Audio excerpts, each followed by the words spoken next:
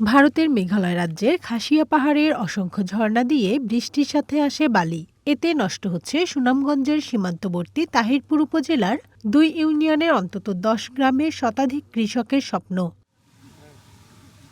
বৃষ্টি নামলেই বাড়ে পাহাড়ি বালির আগ্রাসন। এতে আতঙ্কগ্রস্ত হয়ে পড়ে এলাকার মানুষ। উপজেলার বড়দল ও উত্তর শ্রীপুর ইউনিয়নের পচাশোল, রজনী লাইন, চাঁদপুর, বীরেন্দ্রনগর, চারাগাঁও, কলাগাঁও, লাকমাছড়া, বড়ছড়া এলাকার শতাধিক কৃষক প্রতি বছরই ক্ষতিগ্রস্ত হচ্ছে পাহাড়ি বালির কারণে।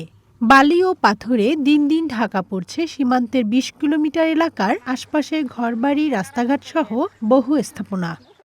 গড়ে ধরে থাকতারি না, পানি বালুয়ে পাথরে উত্তরে খাওয়া বোয়া তাহা খুবই অসুবিধা। সব বালু বইরে গেছে, পাথর এগুলা নানান তাজি পাহাড় থেকে আইয়ে লুট বুট উপরের দিকে যত আছে এগুলো সব আছে, ওগুলো সব নষ্ট করে।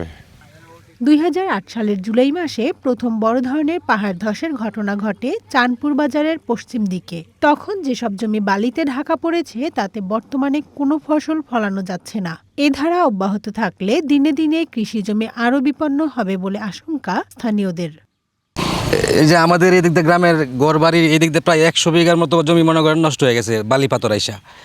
আর এই দিক দিয়ে মনে করেন আমাদের ধানের জমি টমি এগুলো সব এলোমেলো হয়ে গেছে এই বালু পাথর আইসা।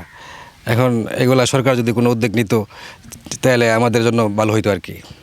বালুর লাগে তো সমস্যা, পানি আয়া তোমার গড় উঠতে পারে, এরপরে পানি সামনে দেয়া জমি নষ্ট হয়ে গেছে গা, তো আর ফসল আর করা যায় না জমিনের মধ্যে। কৃষি জমি রক্ষাসহ স্থানীয় বাসিন্দাদের দুর্ভোগ লাঘবে পাহাড়ি বালি অপসারণের আশ্বাস দিয়েছে জেলা প্রশাসন।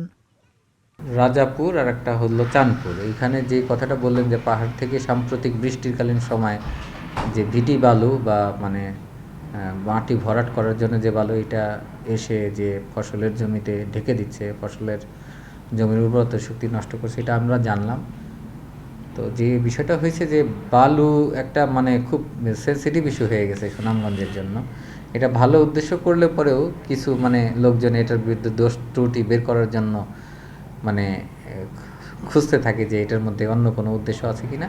তবে যেহেতু জানলাম যে কৃষকদের কথা শুনবো আমরা, কৃষকদের শোনার পরে যদি মনে হয় যে সত্যিই তারা মানে তাদের জমির উর্বরতা শক্তি হ্রাস পেয়েছে, তাহলে পরে উপর থেকে এই মাটিটা অপসারণ করা যায় কি না, খুব সহজে যদি করা যায় তাহলে পরে আমরা সেই বিষয়ে ব্যবস্থা নেওয়ার জন্য কৃষকদের সহায়তা করব। ১৬ বছর ধরে পাহাড়ি বালির আগ্রাসনে সীমান্তবর্তী এলাকার কমপক্ষে ৫০০ হেক্টর জমি নষ্ট হয়েছে। One national desk.